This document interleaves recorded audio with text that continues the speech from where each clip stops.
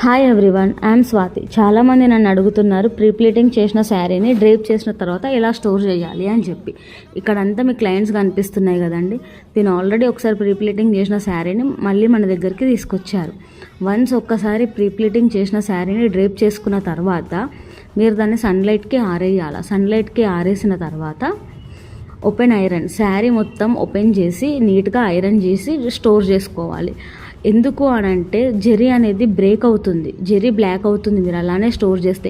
Pleats అనేవి ఎంత నీట్గా షార్ప్గా ఉంటాయి కదండి, అక్కడక్కడనే ఆ శారీ అనేది బ్రేక్ అవుతుంది.